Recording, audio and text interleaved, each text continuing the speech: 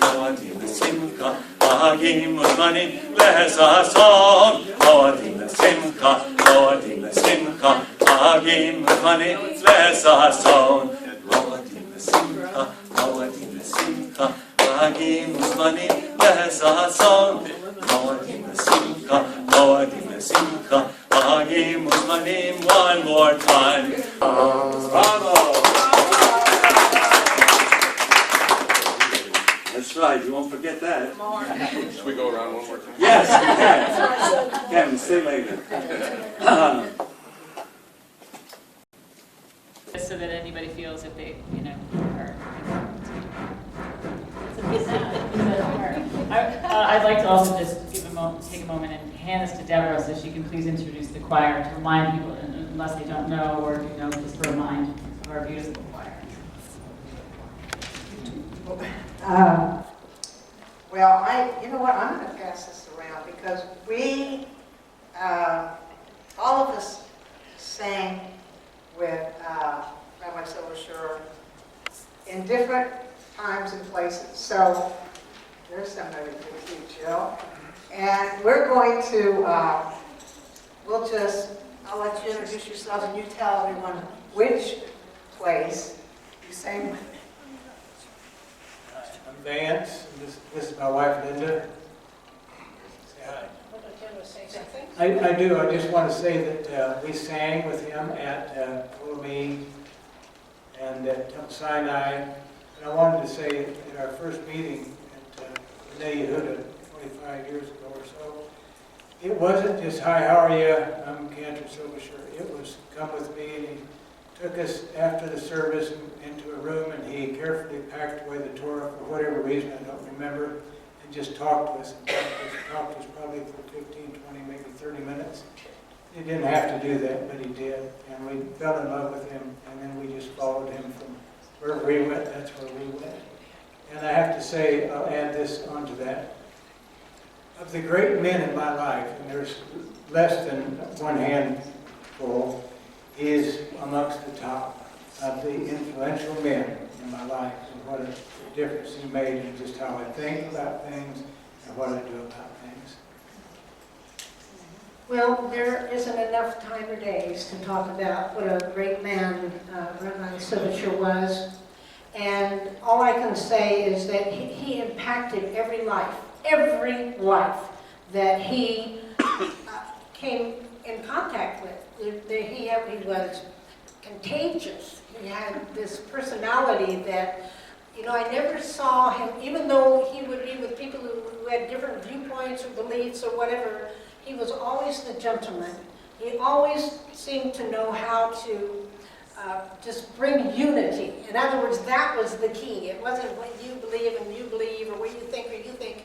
It was that, and even if you were late for Torah, he would say, no, you're not late. You got here right on time.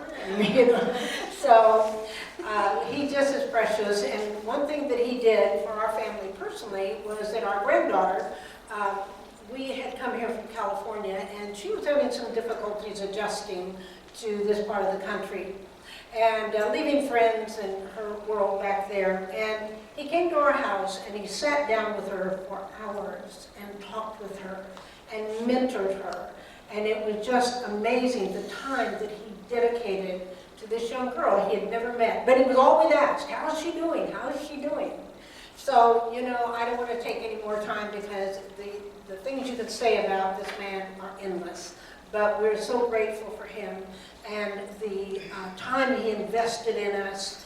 And, he'll always be a part of us because of what he did in part, and who he was now lives within each of us. How do you follow that? I'm Marie Lerner-Sexton, and sang with Cantor Silbersher at Colamy, and then at Temple Sinai at the very end of his career. In Judaism we always say, may his memory be a blessing. And I don't know anybody else in my whole life, except maybe my parents, for whom that memory is a bigger blessing. He showed me a way to spiritual Judaism through music, and he coached all of us and helped us all understand the true heart of our faith. All I can feel is gratitude to have known him and to have sung with him and to catch a little bit of what I always felt was the very depth, the heart of that man was the soul of his music. And that is the greatest blessing, and it is a gift that keeps on giving.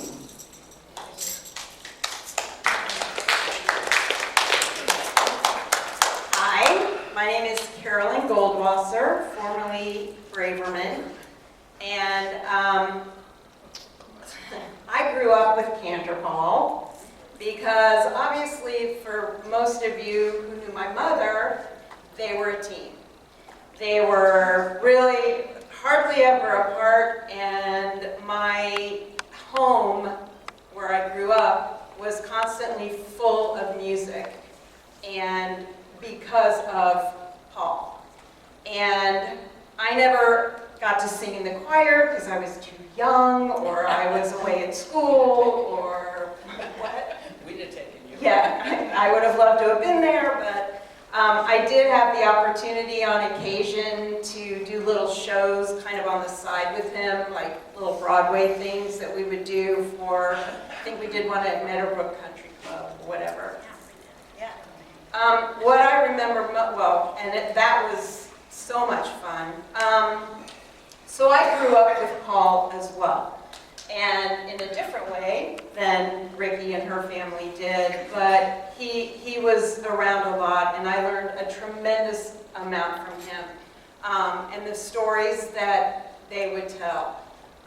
But what I remember most is just the music, and that lives within inside me, because he passed a lot of it. You know, they worked very closely together, my mom and him. And I'm sure that she learned a lot from him as well. They like I said, they were a team. And it brought her to life when she was working on music. And thank you, she was very talented, yes. And may her memory be a blessing as well, and it is to me every day. And thank you, Paul, because he brought that into our world. Did I introduce my husband, Joe? Joe's from Dayton, Ohio, so he really never knew Paul in the way that we all have. So, Hi, Joe. hi, Joe.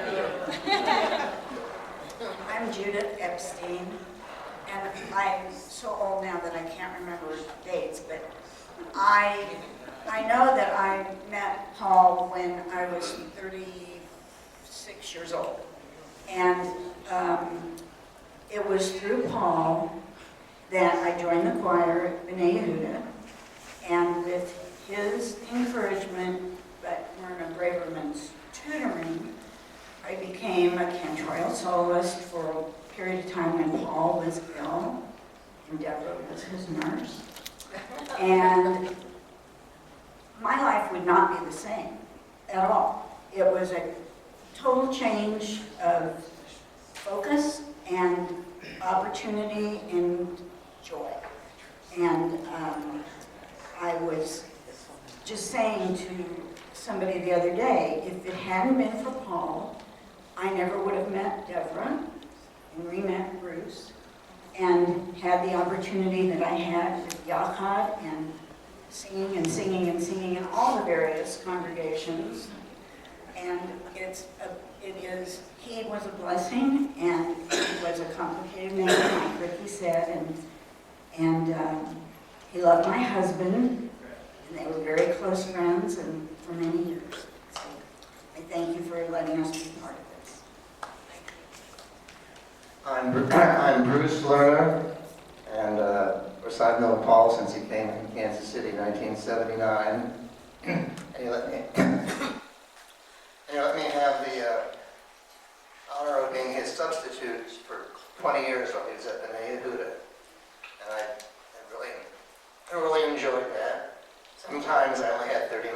service.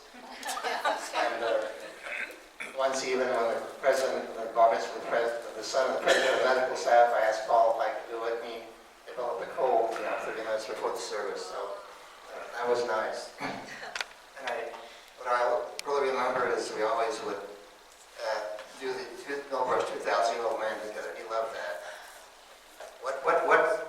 What did you eat? What did you subsist on? Cool mountain water, 10 degrees, cool mountain water. That's it?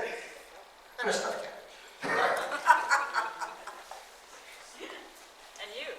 And I'm Devra Lerner, and I think, I don't know how many years we worked together. Myrna, the three of us, singing, yeah, at least 20 years. And it was really something special.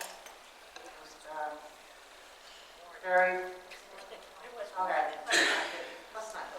Let's not get into numbers. But it was very important in my life, and it did change my life. And I miss them both. Sorry. Here goes London.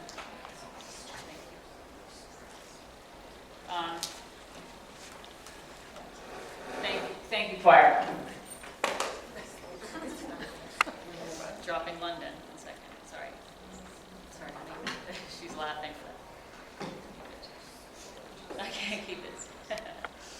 Thank you so much. Okay, so take a little moment. And I think it's important to go into the humor of Dad before we'll keep passing this around. So this tie was his tie. So my daughter Scout and I were the ones to be with him at the end and to clean out his house, which was a very huge job, and it was also a privilege because it was like a lifetime of realities that were handed is a nice word, but were in our hands to manage, and that also meant that I was able to protect and care for the things that most mattered and discover my father. When you mind your parents' world and you look into things and you go, I don't know he had that, you know? And so this was fantastic. Whether it was a gift or not, he had it, and I feel like his impish sense of humor was a deep part of who he was. So I know all of you would have some story to tell about humor. I know Mr. Block has wonderful stories about humor with Dad because he's a funny guy. Kenny has, everybody will have stories about that. And the twinkle in his eye about looking to play, a playful, impish. Matter of fact, there are a couple of things back there we just discovered. David and I were walking past and there was something he didn't even see. It was a certificate that Dad created for his daughter who kept postponing her bat mitzvah. I will get to it. I'll get to it. I'll get to it. How old was she? 26? 40. See the humors in the room, Laura. And they had a joke, and Dad just wasn't going to let go until she got bat mitzvah, and it was a very big part of their family history that Dad stuck it out, and it was with a lot of love, because there's a lot of joy and love in laughing at yourself, and that I think is very Jewish as well, right? Seinfeld. So in that vein, I'd like to explain. This challah is the tradition. The taste of challah, only we understand. You taste it, you taste your people, you understand. That feels Jewish, it tastes Jewish. Dad always, we always had this on the Friday nights. This is a big part of our life. The nectarine sitting in the center of the challah is Mel Brooks, like Bruce understands. The 2,000-year-old man was part of Dad.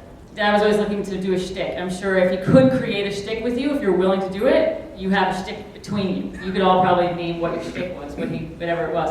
And I grew up with him. His strong powers of observation were affectionate. So he could identify your character. And at our dinner table, routinely, especially after a summer of tennis, he'd come back from tennis lessons, and in his tennis outfit still, after dinner, he would get up and imitate so-and-so at the club.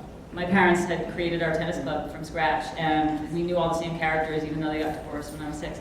There was still a very great affection of understanding all the characters in our lives that we shared. We get up and I'd imitate Bev Bender's serve, or Vuko Taskovich's volley, or Rod Laver's backhand, and he would, because of him, so he'd get up and he'd imitate, and we'd laugh, but it was laugh of affection in noticing people, like noticing the things that make us unique, the things that are foibles, but there was always an affection in him about that. So when it comes to someone like Mel Brooks, who plays that out in spades, here's a man who speaks his language, who just is so frantic with observation. He can just take everything in and just make a giant hilarious joke out of everything, and he was spot on. So Dad appreciated Mel, and we would have a shtick, and we'd imitate,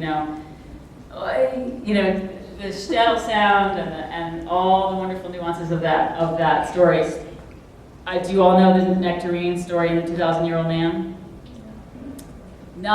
It's the perfect fruit. Not a plum, not a peach, nectarine. It's better than a bad nectarine is better than a good plum and a good peach. That's what I do. I say, that's it, pure mountain water and a nectarine. That's all I need. And so this is to honor tradition and the joys of modern thinking and forward thinking, being current, caring for everything that's happening now. That's what this is.